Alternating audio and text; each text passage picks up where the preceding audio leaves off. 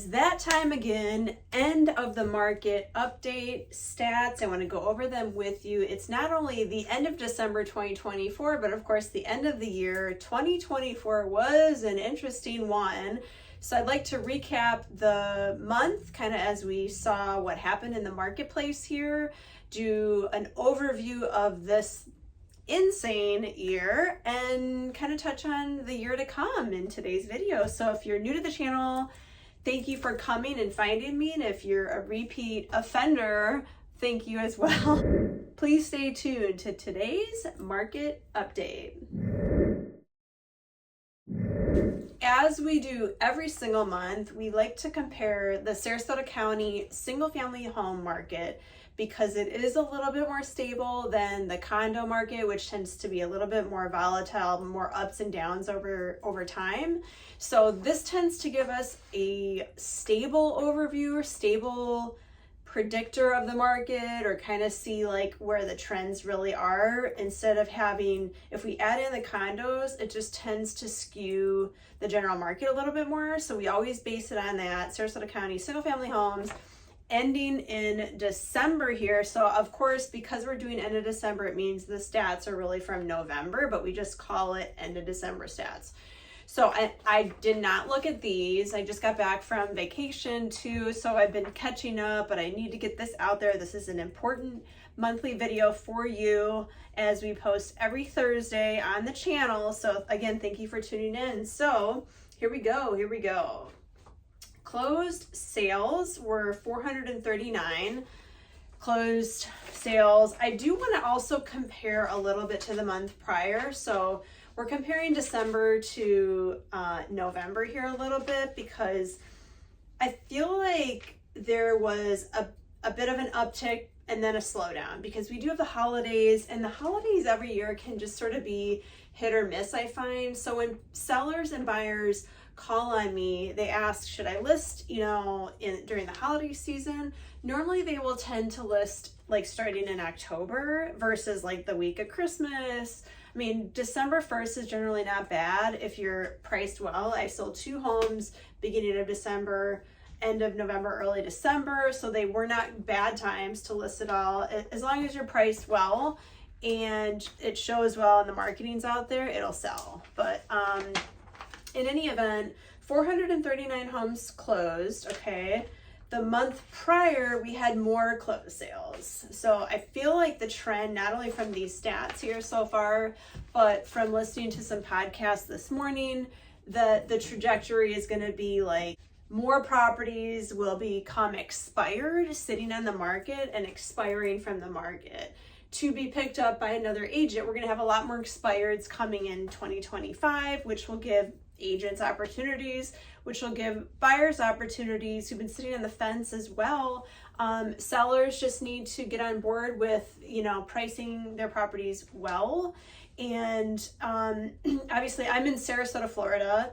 So the properties that have not been damaged by the storms and are not low-lying, those are going to be very attractive, especially in the short term. So I've talked to a few sellers that are on the fence about that, selling, that did not have damage, that are on the island. And so those will be very attractive for buyers, especially in the short term, just so you know. Paid in cash. Okay, for the end of December, we are down again, 187 closed paid in cash, Sarasota single family homes versus the month prior at 204. Median sales price is exactly the same as it was the month prior at 490. So median sales price tends to be a little bit more accurate than average, because if you add in, these multi-million and then there's a few really, really high sales, it really will skew it. So the median price, we find, is a very accurate depiction of the market. So same as it was the month prior. Although we could touch on average sales price, like December was 708 average price range, the month prior 650. Okay. One of the indicators of the market is percentage of sale, like the closing price to the last listed price. Now, when we're looking at this, we don't look at the first price, because if they've had a few price reductions, obviously the first price doesn't really matter in the marketplace because it didn't move the property. So whatever the last listed price was compared to the closing price, the sale price, is what really matters and what we're looking at here. 94.6%, whereas the month prior, ending November, was 94%. So we're inching closer to the asking price, and that might be indicative of sellers, you know, being more on board with listing it more appropriately, ever so slightly. It's not a big enough jump, I would say, to really move the market, but a little bit of an increase in that percentage, which is nice to see. Median time to contract, so the time that you list to the eventual time that you go to contract, not close, but actually have a fully executed signed contract and will be getting ready to close in like 30 to 45 days normally, was median time to contract 53 days. So from the time you list to the time you go to contract, 53 days. In a normal market where it's like 6 months levels of inventory, it's 90 days was very, very common. So to see 53 days, we're still really pretty low. Median time to contract, 49 days the month prior. So from 53 to the month prior, 49 days. So we're inching on higher days on the market now. So let's see, what else do we have? New listings. New listing inventory is 971 listings compared to the month before, only 761. So we're seeing more listed in November, now closing in December. Total active inventory is different than new listings. So the new listings are different because the active inventory includes the ones that have been sitting for a while. Active listings total 3,220 total Sarasota single family homes on the market versus the month prior, 2,952 homes. Last but not least, usually I like to go here first, which is level of inventory, but I chose to do it last. I kind of went down the list here. So in November, it was 4.7 months. We have increased in our level of inventory to 5.2 months. And I don't know if it's like now that the election's done, the holidays are here, people know that in our market here in Southwest Florida, we're basically right in the middle of the state on the west side, which is the best side. Sorry, people on the East Coast, not sorry. Our high season tends to be January, February, March, April. And a lot of people have been saying that they're going to be listing January 1st or like the first week or like that first part of January. So while that has been a common trend over the years, a lot of people will be here to buy, more people looking. So you're going to get a lot of looky-loo type people, just so you know, as a seller, you'll have more showings during season, I guess you'll say.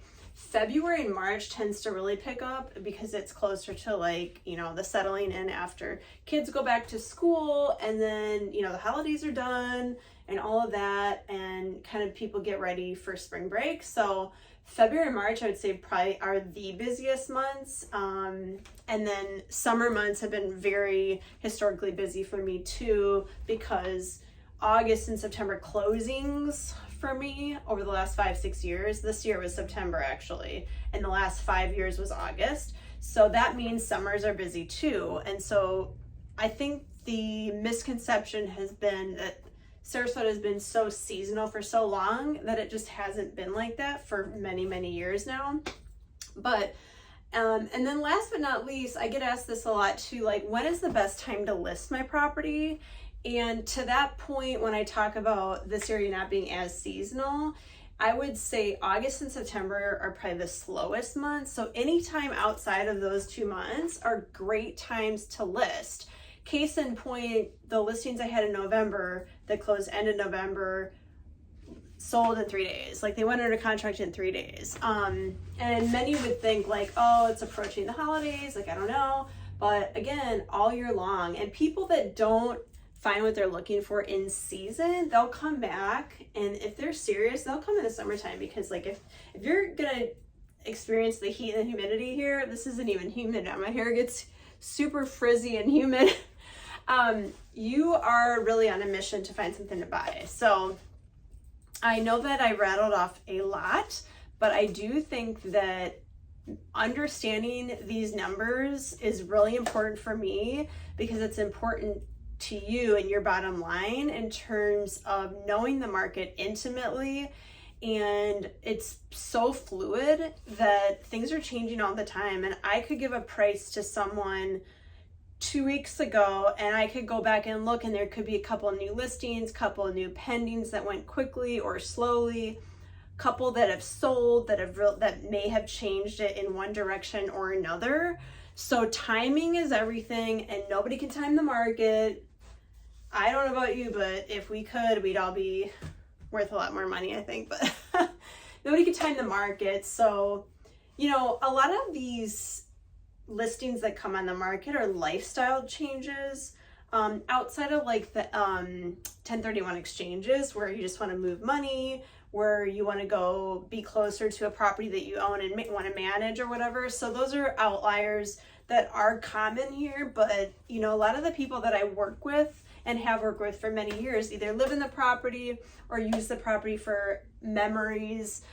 Some people rent them. You know, that's a different market segment that is unique in and of itself. So you have to really know and understand these little hyper local markets, the neighborhoods, and the purpose for a seller wanting to sell and a buyer wanting to buy. So everybody has their own idea of what is a good price, right, as a buyer, and likewise the same as a seller. So understanding the markets, what is coming. Again, I feel like there will be more inventory, you know, coming off and then coming back on, a lot more expired listings. And as an agent, I'm happy to be the second or the third agent. So call me if you need a second opinion. You know, sometimes the first agent doesn't get it done, but I have a very strong track record of not having really any expired listings. I mean, I've had some over my career, but very, very few. So anyway, that was super long-winded, but I hope it's helpful to you. And again, this is just a general overview of the market, your neighborhood, your house, the specs on your property, how well it shows compared to others, how well it's upgraded, and the locations are going to be wildly different. So it is important to have someone who is hyper local, focused, knowledgeable about this market, because 2025, we might be in for another interesting time here. So who knows? I'm ready for it. And I hope you call me. I'm available. You can call, text, or email me. I'm available at 941-544-7690. That's my cell. You can call or text it, or email shaylatwit@gmail.com. Likewise, my website is shaylatwit.com. Super easy. And thank you for tuning in all year, every week, every month. I hope that you subscribe if you haven't already. Subscribe, tongue twister. And if you already have, thank you again. Cheers to a wonderful end of the year and a blessed and happy and healthy 2025.